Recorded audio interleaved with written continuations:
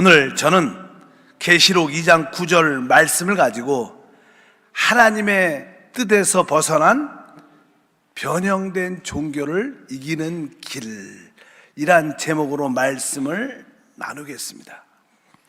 교회 역사에서 보면 하나님의 아들 그리스도를 누리지 못하게 하는 세 가지 큰 종교가 있습니다. 이 세 가지 큰 종교는 우리 믿는 신앙과 많이 관련되어 있습니다. 아예 다른 종교들은 우리와 관계가 없으니까 영향을 주지 못하죠. 그러나 이 세 종교는 우리 신앙생활에 많이 연관되어 있기 때문에 우리가 거기에 빠지는 경우도 많습니다. 이 첫 번째는 바로 유대교입니다. 유대교. 그리고 두 번째는 이 천주교라고도 표현할 수 있고, 세 번째는 이 조직화된 개신교의 그런 요소들이 있다는 거예요. 우리는 참된 하나님의 아들에 대한 신앙을 소유해야 됩니다. 그런데 이 세 가지 변형된 종교들이 참된 그리스도를 누리지 못하게 하는 요소가 된다는 것을 분명히 알아. 우리가 마지막 때 이기는 자가 되려면 이러한 종교적인 영역에서 벗어나야 된다. 오늘은 첫 번째 유대교에 대해서 한번 말씀을 한번 나누기를 원합니다. 사실 유대교 하면 유대인들의 종교지요. 우리와 상관이 없다고 생각을 많이 하지만 실제로 이 유대교는 교회에 영향을 많이 끼쳤습니다. 사실 유대인들은 가장 오래된 역사를 가지고 있죠. 특별히 모세오경을 가지고 있는데, 모세오경은 기원전 BC 1500년경에 쓰여졌어요. 지금으로 말하면 거의 3500년 전에 그들은 모세오경을 가지고 있었습니다. 하나님께서 모세를 통하여 계시하사 유대인들에게 모세오경, 특별히 율법을 그들에게 주셨지요. 그래서 이 유대 종교는 이 모세오경, 토라, 그 안에 대부분 어떠한 종교의 교리와 모든 것이 들어있다고 말씀을 드릴 수 있습니다. 그러면 유대 종교가 어떻게 형성이 됐고 또 어떠한 문제점을 가지고 있는가? 실제로 유대교는 하나님이 주신 율법의 계명에 따라 만들어졌어요. 하나님께서 율법의 계명을 주셨고 그 계명에 따라 유대교가 형성이 됐는데, 시간이 지나면서 사람들을 통해서 그 종교가 변형돼서 결국은 나중에 하나님이 볼 때는 사단의 회당이 됐다, 이렇게 표현을 합니다. 오늘 본문에 그런 말씀이 있었습니다. 계시록 2장 9절에 내가 내 환난과 궁핍을 알거니와 실상은 내가 부요한 자니라. 사실 유대인이라 하는 자들의 비방도 알거니와 실상은 유대인이 아니요 사탄의 회당이다. 여기서 이 사단의 회당, 이것은 사실 유대 종교를 말하는 거예요. 하나님 볼 때 순수한 유대교에서 사람들을 통한 변질이 되면서 결국 유대 종교가 형성됐는데, 결국 그것을 하나님은 사탄의 회당이다. 왜 사탄의 회당이라 그러는가? 바로 하나님의 아들 그리스도를 믿지 못하게 하고 누리지 못하게 하니까 사단적인 요소가 된 것을 분명히 알아야 됩니다. 우리 주님이 이 땅에 오셔서 사역을 하실 때 가장 예수님을 핍박하고 반대했던 자들이 누굽니까? 바로 유대 종교 지도자들이었어요. 그래서 우리 주님은 그들 향해서 사단의 회당이라고도 말씀을 드릴 수 있습니다. 그래서 하나님 율법의 계명에 따라 시작이 됐지만 사람들이 그것을 변질시켜서 유대 종교로 만들었구나, 이것을 우리가 이해를 해야 돼요. 또 이 유대교의 어떤 특징은 사실 하나님이 왜 하나님 백성들에게 율법을 주셨을까? 율법을 주신 목적은 그들이 하나님의 이 계명을 받기 전에 먼저 이미 타락했어요. 이미 죄 가운데 있었기 때문에 더 이상 죄를 짓지 못하도록 일시적으로 율법을 허락하신 거예요. 사실 성경에 보면 하나님의 경륜의 핵심은 하나님의 아들 예수 그리스도십니다. 그러니까 하나님의 경륜의 중심은 누구예요? 그리스도입니다. 항상 우리의 신앙의 모든 중심이 그리스도신데, 유대인들은 하나님의 경륜의 중심인 그리스도의 그 자리에 무엇을? 율법을 갖다 놓은 거예요. 율법을 갖다 놓은 거예요. 성경 이렇게 말씀합니다. 갈라디아서 3장 19절에 그런즉 율법은 무엇이냐? 범법함으로 더하여 진 것이라. 천사들을 통하여 한 중보자의 손으로 베푸신 것인데 약속하신 자손이 오시기까지 있을 것이라. 율법이 무엇이냐? 범법함으로 더해졌다. 이것은 뭡니까? 바로 사람들이 범죄함으로 말미암아 하나님께서 일시적으로 율법을 주셨다는 겁니다. 근데 그 율법이 바로 하나님이 약속하신 그리스도가 오기 전까지 있는 것이라. 그분이 오시면 더 이상 율법은 필요가 없는 거예요. 그런데도 그들은, 유대인들은 하나님의 경륜의 중심의 아들의 자리에 율법을 갖다 놨어요. 그래서 그들은 그 율법을 지키려고 노력하는 겁니다. 사실 율법은 우리가 지킬 수 있지 않습니다. 율법을 우리가 많은 부분을 지켜도 한 가지를 범하면 결국 율법을 지키지 못한 겁니다. 그래서 사람은 율법을 지킬 수 없습니다. 하나님께서 우리에게 율법을 주시는 것은 바로 그 율법을 통하여 우리가 율법을 지킬 수 없는 그런 존재임을 분명히 깨닫고, 그래서 우리에게는 하나님의 아들 그리스도가 필요하다. 그리스도에게 돌이키라고 하나님이 율법을 주신 줄 믿습니다. 그래서 율법과 복음, 즉 하나님의 아들과 그 위치를 확실히 알아야 돼요. 그래서 사도 바울은 그것을 이스라엘 유대인들이 쉽게 설명하기 위해서 원래 아브라함에게 그의 처가 있죠. 아내가 있죠. 본처. 바로 사라입니다. 그리고 또 그에게 첩이 있었어요. 우리가 하갈이 있었어요. 하갈. 그래서 이 두 여자를 비유하죠. 그러면서 바로 그 사라는 바로 하나님의 은혜를 상징하죠. 하나님의 은혜, 복음을 상징합니다. 바로 성령을 상징하고, 또 종이었던, 첩이었던 그 하갈은 바로 율법을 상징하는데 그 위치가 율법은 첩이라는 거예요. 그래서 항상 하나님의 경륜에는 두 이렇게 노선이 있어요. 노선이. 우리가 종종 어떤 지역에 보면 큰 길을 냅니다. 새로운 큰 길을 내기 위해서 이제 그 공사하는 가운데 있을 때는 어떻게 우회도로 조그만 곁길을 만들어서 글로 돌아가요. 그리고 이제 어느 순간에 이제 그것이 다 완성이 되면 그 큰 길 중심도로를 타서 쭉 가죠. 우리 한국도 그렇죠. 우리 옛날에 이 동해안을 가려면 옛날에는 그 설악산의 그 험한 상령을 해서 비틀비틀 조금만 보면 막 운전 조심하면 또 눈이 좀 오고 길이 미끄러우면 야, 절벽에서 떨어지면 죽겠다, 이렇게 무서운 그런 길로 설악산 계곡을 따서 올라갔었는데 지금은 도로가 다시 뻥 뚫렸어요. 그래서 이제 새로운 도시 길이 열렸기 때문에 우리는 이 동해안을 가려면 어때요? 그 길로 아주 쫙 펴는 길로 쫙 가면 빨리 갈 수 있습니다. 마찬가지로 우리 하나님의 중심의 노선은 예수 그리스도시요. 근데 그분이 오기 전에 곁길이 있었는데 그것이 율법입니다. 근데 길이 활짝 열렸는데 아직도 여전히 그들은 곁길로 힘들게 다니는 거예요. 우리가 쉽게 그렇게 표현할 수 있다는 거예요. 율법은 첩의 위치입니다. 합당한 정상적인 위치가 아니에요. 곁길의 위치지, 진짜 하나님의 경륜의 중심은 바로 예수 그리스도신 줄 믿습니다. 유대인들은 바로 그것을 생각해요. 하나님의 경륜의 중심의 자리에 하나님의 아들을 둬야 되는데 율법을 낳기 때문에 그들은 잘못된 거라고 말씀을 드릴 수 있습니다.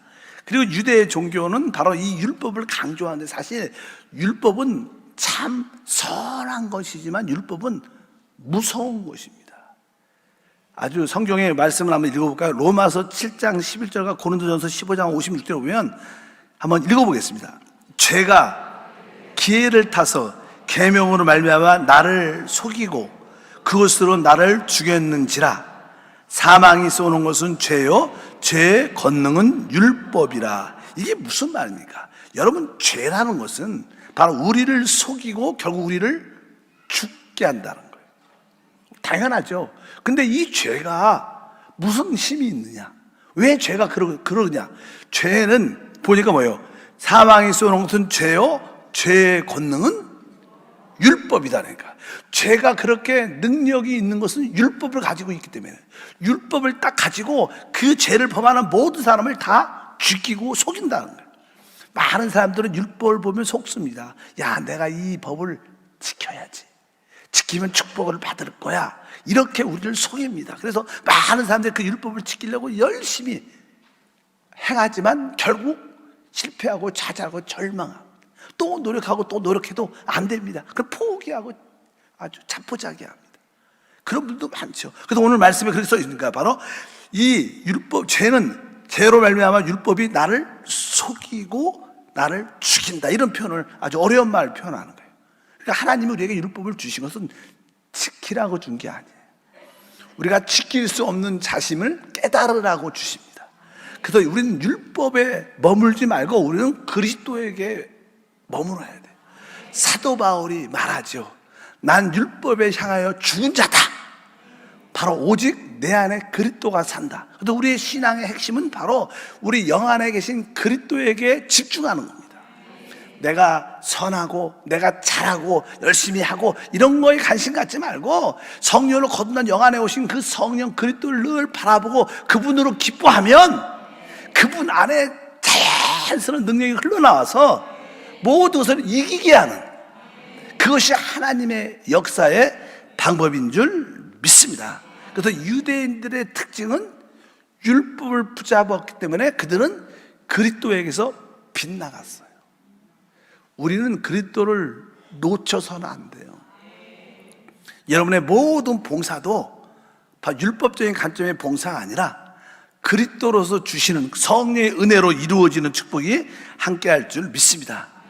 실제로 아까 사라가 난 그 아들 이삭이 있었고, 이스마엘, 우리가 하갈이 난 이스마엘이 있었는데, 이제 먼저 이스마엘이 먼저 태어났죠. 그리고 이제 뒤늦게 이삭이 태어났는데 어떤 이야기가 나옵니까? 바로 이 이스마엘이 그 아들을 핍박을 하죠. 핍박을 해. 그래서 육신에 있는 자들은 참된 신앙인을 핍박하게 돼 있어요. 우리 교회 안에서도 종종 서로 이렇게 갈등으로 부딪힙니다. 이렇게 서로 언쟁도 하고 서로 상처도 받고 마음이 상할 때가 있어요. 그런 상처 싸움이 있을 때 멀리서 보면 율법을 받은 사람 갖고 있는 기질이 훨씬 더 막 욕을 해요. 실제로 그래요. 실제로. 뭐 그렇게 표현하면 오해할 수 있지만 실제로 그래요. 그러니까 우리가 율법적인 관점을 갖고 있으면 남들을 핍박하고 정죄하게 돼 있어요. 남을 나무라게 돼 있어요. 아까 누가 이스마엘이 누구를, 이삭을 핍박한 것처럼 진짜 율법적이고 종교적인 사람들은 참된 신앙인을 핍박하게 돼 있어요. 참된 신앙인은요, 은혜를 알기 때문에 막 남들한테 험하게 대하지 못해요. 진짜 여러분들이 복음을 알면 남들한테 막 승질을 팍팍 내겠어요? 못 내죠. 낼 수도 없습니다. 내지지도 않아요. 낼래도 성령이 계시니까 그냥 에이 웃고 말지, 그래 괜찮습니다. 그냥 빈말이 아니라 진짜 마음에 그런 너그러움과 은혜와 긍휼이 있습니다. 근데 율법적인 사람은 당신 틀렸어, 그러면 안 되지, 나한테 행동을 그렇게 해, 막 그러면서 따져요. 왜? 율법이니까. 그래서 율법을 가진 사람들은 참된 신앙인을 핍박해. 어떤 두 분이 싸웠다. 막 한 사람이 상처를 많이 심하게 받았다, 세게 말했다. 그래 이분은 뭐예요? 조금 율법에 붙잡힌 사람이라고 말씀드릴 수 있고, 저 핍박받는 사람은 조금 복음적인 그런 은혜로 설명을 쉽게 예를 들 수도 있습니다. 어쩌든지 하나님의 경륜의 중심은 그리스도예요. 율법이 아닙니다.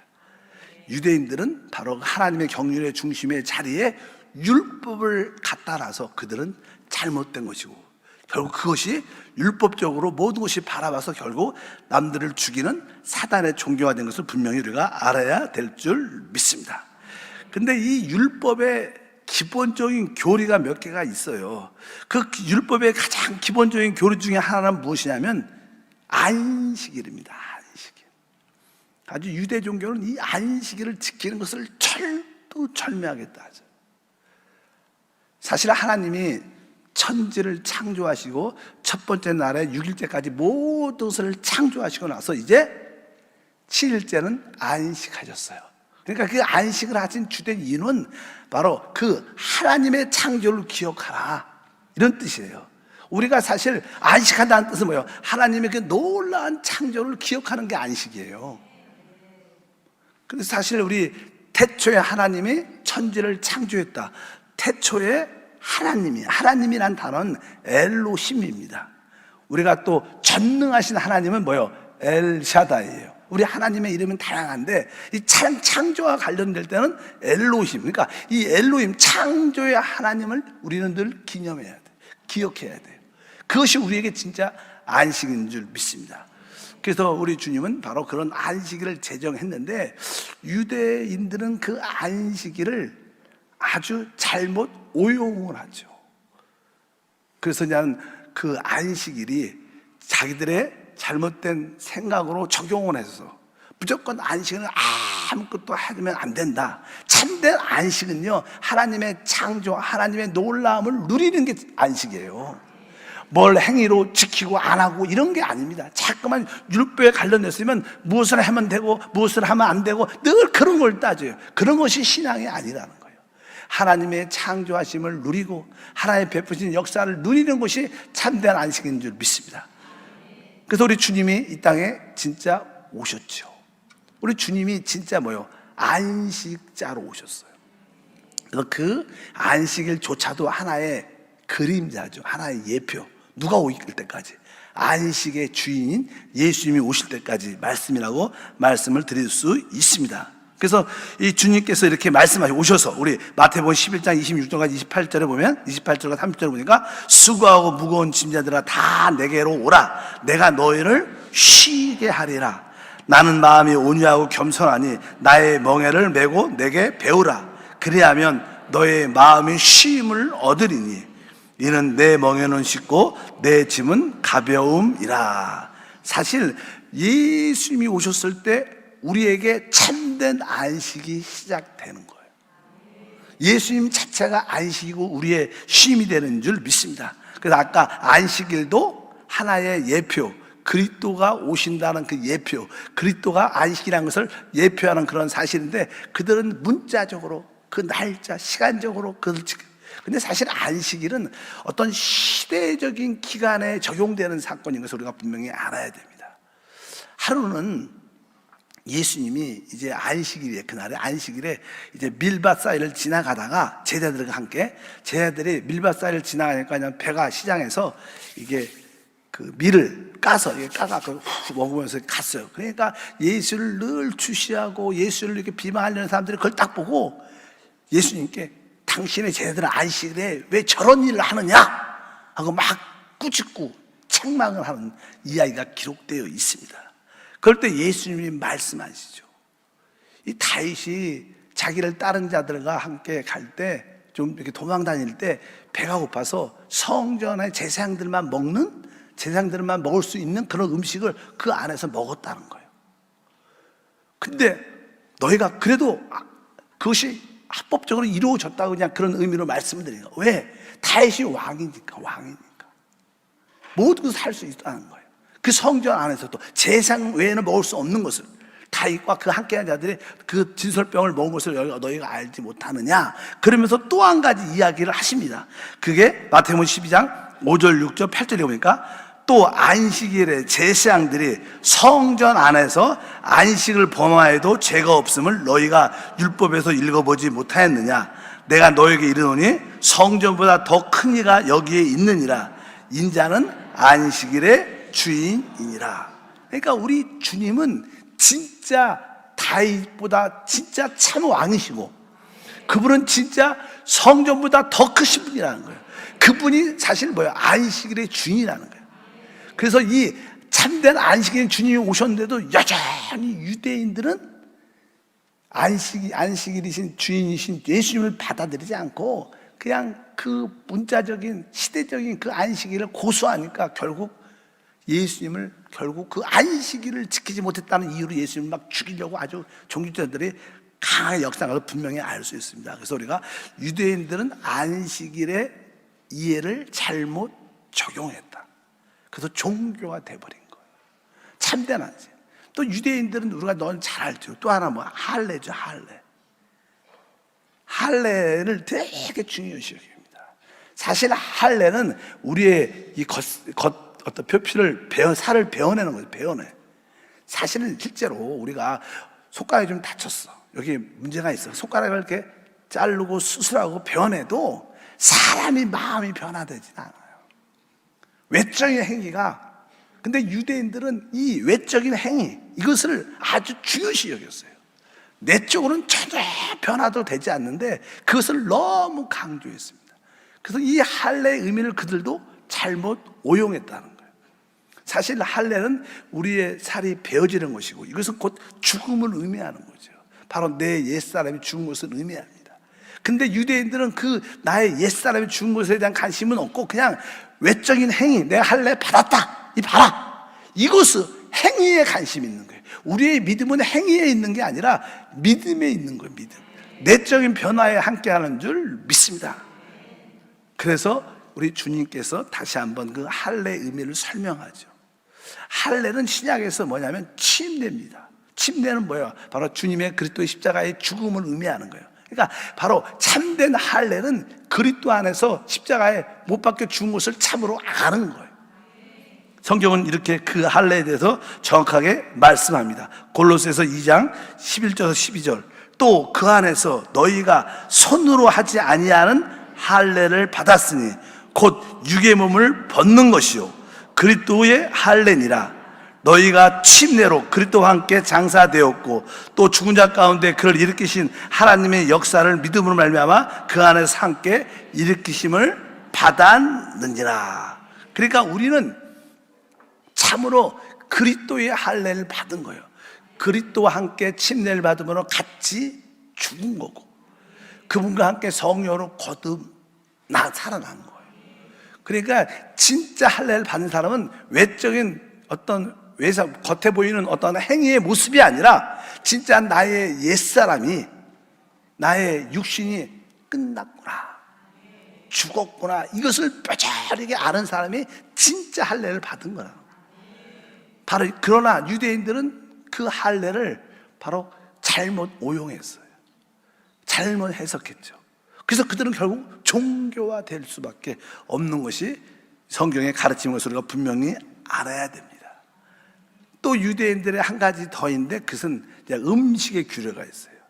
이것은 먹으면 안 된다, 먹으면 된다. 사실 레위기에 보면 거기에 먹을 수 있는 음식과 거룩한 음식과 아주 부정한 음식이 쭉 나옵니다. 실제로 이 건강에서 보면요, 거기서 레위기에서 먹지 말라고 한 그 모든 음식들은요 우리의 건강을 되게 안 좋게 만들어요. 거기에 뭐 아주 지방도 많고 콜레스테롤도 많고 해서 우리 몸을 안 좋게 하는 요소가 실제로 과학적으로 증명이 됩니다. 그냥 그런 걸 갖고 되게 많이 따지는데 사실 알다시피 이방인 사람들, 유대인들 말고 하나님 백성들은 하나님이 음식에 대한 규례를 줬지만 이방인 사람들 보십시오. 진짜 안 좋은 음식은 진짜 많이 먹고, 특별히 한국 사람들은 정력이 좋다 그러면 다, 중국 사람도 보면 진짜 안 좋은 음식, 우리가 볼 때는 그게 맛있는지 모르겠지만 진짜 그런 자극적인 음식, 특이한 음식을 많이 먹습니다. 이방인들은 다 그래요. 그러나 하나님 백성들은 건강을 위해서 하나님이 그런 거 먹으면 안 된다, 하나님이 또 쉽게도 그렇게 설명을 해주셔요. 옛날에 조영기 목사님이 아담과 하하 때 그 아담이 한국 혈통을 갖고 있었으면, 한국 사람은 뱀을 잘 잡아먹잖아요. 그래서 뱀이 무서워서 안 왔을 거라고 그런 이야기를 하던데요. 그만큼 사람들은 안 좋은 음식을 그렇게 많이 드신다. 근데 사실 그 의미는 뭐냐, 우리가 먹는 것은 우리 안으로 영향을 주죠. 그렇잖아요. 우리 건강에 영향을 주고, 그러니까 우리가 접촉하고 받아들이는 것들은 우리에게 영향을 많이 주기 때문에 그것은 사실 이 부정한 음식은 영적으로 사람을 의미하는 거예요.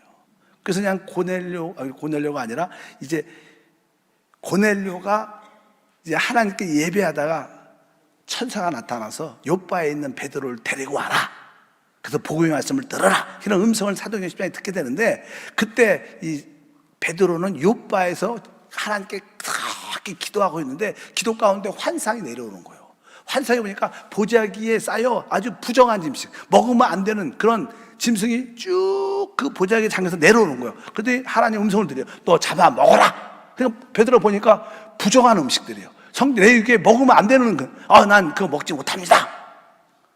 근데 그런 환상이 또 한 번, 두 번째, 세 번째 나와서 잡아 먹으라 그러니까 나는 그렇게 속된 그런 음식을 먹지 않습니다. 왜? 워낙 베드로도 율법에 이렇게 꽉 붙잡힌 사람이니까.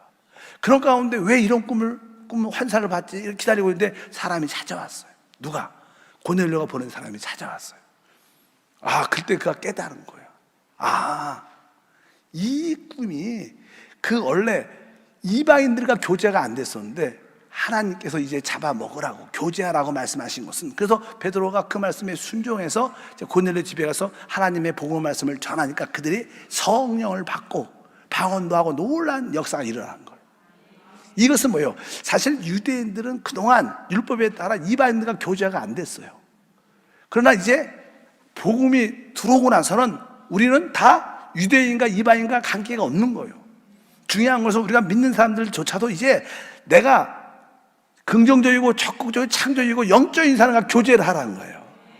그냥 부정적이고 육신적이고 세상적인 사람과 늘 험한 사람들과 이야기하면 결국 그 사람의 영향을 받게 돼 있어요. 그러니까 우리는 레이기에서 먹지 못하는 음식의 차이는 우리가 합당한 사람과 교제하라는 뜻입니다. 여러분들은 진짜로 영적으로 적극적이고 긍정적이고 창조적이고 영의 일을 말하는 사람과 교제해야 돼요. 그게 바로 영적인 음식의 규례입니다. 그것도 다 이제 하나님이 끝낸 거예요. 복음 안에서 이 모든 것도 다 끝낸 줄 믿습니다. 그런데 유대인들은 그것을 문자적으로 붙잡았기 때문에 그들은 결국 유대 종교로 정착되면서 결국 사단의 종교로 낙인 찍게 되는 그런 모습을 우리가 분명히 알아야 됩니다. 다시 한번 쉽게 말씀드립니다. 사실 유대 종교는 그리스도로부터 빗나갔어요. 그리스도가 있어야 할 그 자리에 율법을 두었습니다. 그래서 결국 그들은 참된 종교가 아니라 그들은 참된 믿는 이들을 더 핍박하는 그런 모습을 분명히 가지고 있다는 것입니다. 그러면 어떻게 우리가 이러한 유대 종교적인 경향에서 벗어날 수 있는가? 지금도 많은 성도들이 너무 문자적으로 성경에 이렇게 기록됐으니까 이렇게 해야 돼, 이렇게 해야지, 이렇게 해야지, 이렇게 해야지, 늘 그렇게 따진 사람들이 많습니다. 말씀대로 살아야지, 말씀 이렇게 기록돼 있잖아, 이렇게 막 따진 사람들. 이것은 다 유대 종교적인 경향이 있는 거예요. 우리의 복음의 핵심은 성령이셔요. 성령이셔요. 성령이 살아있는 말씀이셔요. 그 성령이 바로 우리의 죽은 영을 거듭나게 하시고 그 그리스도가 우리 안에 오셨기 때문에 이 성령을 따라 사는 게 진짜 참된 신앙생활의 핵심. 그래서 너희는 성령을 따라 행하라. 육체의 욕심을 이루지 아니할 것이다. 율법은 내가 지키려고 하는 거예요. 그러나 신앙은 성령의 힘으로 모든 것을 해내는 거예요. 그래서 우리는 그것을 은혜라고 말합니다. 근데 유대 종교에는 성령의 역사의 은혜가 없어요. 그냥 내가 열심히 지키고 내가 열심히 하고, 그래서 내가 열심히 하는 것은 유대 종교의 영향 가운데 있고, 사실 그것은 주님이 그것은 진짜 유대인이 아니라 사단의 회당이다. 이것을 분명히 알고, 특별히 교회 안에서도 그런 사람들은 진짜 참으로 믿는 사람들을 많이 핍박하고 밀고 대신 그렇게 행하는 사람들도 많죠. 여러분들이 그런 유대적인 경향에서 벗어나기를 주님은 축복합니다. 그러면 어떻게 우리가 유대 종교의 경향에서 벗어날 수 있는가? 벗어날 수 있는 길은 딱 하나밖에 없습니다. 그것은 다른 것이 아니라 사도행전 2장 42절에 보면 우리는 율법을 지키려는 게 아니라 뒤에 보니까 이렇게 2장 42절에 기록되어 있습니다. 그들이 사도의 가르침을 받아 서로 교제하고 떡을 떼며 오로지 기도하기를 힘쓰니라. 그러니까 그들이 이제 구원받은 모든 자들이 무엇을 배웠어요? 사도의 가르침을 받아. 우리는 율법을 지키는 자들이 아니라 우리는 사도의 가르침을 따르는 자들. 이게 유대 종교를 이기는 길이에요. 사도들의 가르침. 사도들의 가르침은 사실 더 쉽게 말하면 이 복음서부터 시작해서 계시록까지 이 신약의 모든 말씀들이죠. 신약의 모든 말씀. 구약을 율법적으로 지키면 그건 유대교입니다. 그러나 구약 안에 있는 모든 말씀을 거기서 그리스도를 만나야 되죠. 그래야지 그것이 참된 신앙인데, 바로 이 사도의 가르침은 무엇이냐? 바로 신약의 말씀을 의미해요. 복음서부터 계시록까지 모든 말씀. 그래서 사도의 가르침의 핵심은 예수 그리스도신데, 그분이 바로 성육신 하셨다는 거예요. 말씀이 주셨던 그분이 이 땅에 성육신 하셨고, 그분이 이 땅에서 34년 반 인생을 우리 같이 사셨다는 거예요. 때가 되면 그분이 십자가에서 죽으셨고, 그분이 3일 만에 부활하시고 승천하셔서 다시 오셔서 이 땅에 주님의 나라 천년왕국을 세우시고, 그리고 모든 영원한 사단을 끝내시며 새하늘과 새 땅과 새 예루살렘을 시작하실 것이다. 이것이 사실 진짜 신약의 이야기죠. 그래서 여러분들은 예수님의 성육신, 그분의 죽으심, 그분의 부활하심, 그분의 승천하심, 그분의 재림, 이것을 이야기해야 돼요. 다른 이야기가 아닙니다. 이것이 진짜 하나님 아들 그리스도를 섬기는 것인 줄 믿습니다. 그래서 여러분들이 영적으로 그분의 성육신의 의미, 그분의 죽으심의 의미, 부활의 의미, 재림의 의미, 또 그분이 이 땅에 하나님 나라를 세우시는 그런 의미를 확실히 붙잡고 바로 이런 말씀으로 서로 교제할 때 우리는 살아계신 하나님의 아들을 믿게 됩니다. 우리 주님은 유대 종교화된 많은 성도들이 있죠. 그래서 사실 실제로 이 초대교회에 예루살렘 교회로부터 큰 교회가 시작되고 이방인의 안디옥 교회가 있었는데, 결국 그 주 70년에 로마 티투스 장군을 통해서 완전히 하나님의 예루살렘에 있는 하나님의 성전을 파괴하고 이스라엘을 멸망시키고 흩어져 버립니다. 왜? 그 당시 예루살렘 교회 안에 율법에 열심히 있는 자들이 되게 많았다고 성경에 사도행전에 기록되어 있어요. 그러니까 이 예루살렘 교회가 복음으로 처음에 시작했는데 율법주의자들이 너무 많이 들어와 있는 거예요. 그러니까 이 복음이 섞이기 시작하는 거예요. 율법과 복음이 섞이면서 많은 문제를 일으켰어요. 그래서 사도 바울이 예루살렘에 올라간 주된 이유는 그런 문제 때문에 올라간 거예요. 이 유대인들이 와서 말합니다. 너희가 예수를 믿어도 모세가 명한 할례를 받지 않으면 여러분 구원받지 못합니다. 교회 와서 이렇게 외치는 거예요. 여러분들이 할례 받지 않으면 여러분 구원받지 못한 것입니다. 이렇게 막 말을 하니까 사도 바울이 이렇게 돌아버려요. 왜? 그건 참된 복음이 아니죠. 그러니까 막 그것을 따지러 예루살렘에 몇 번 올라갔어요. 그래도 올라가니까 사도 바울도 거기에 워낙 유대 종교에 충심한 사람들이 교회 안에 많으니까 사도 바울도 그 기세에 눌려. 그러니까 하나님이 안 되겠다 이렇게 놔두다간 복음의 순성을 잃어버리겠다. 그러니까 하나님이 완전히 예루살렘 성전을 파괴시키고 그 나라를 완전히 없애요. 그래서 지금 복음이 그래도 지금이라도 순수하게 지켜지는 거예요. 그런 의미로서의 뜻도 있다는 거예요. 여러분들 분명히 알아야 됩니다. 우리는 알게 모르게 유대 종교의 영향을 갖고 있어요. 또 구약적인 복음의 말씀을 붙잡고, 율법의 말씀을 붙잡고 율법을 지키려는 많은 사람들이 있습니다. 여러분들이 확실한 복음을 알기를 바랍니다. 저는 대부분 그리스도를 전하죠. 또 그분의 몸된 교회를 전합니다. 저도 구약 이야기를 하지만 그렇게 많이 하지 않아요. 안 한다는 게 아니라 그리스도의 구약을 말해도 거기에서 그리스도가 어떻게 우리에게 계시됐는가를 깨닫는 게 중요하지.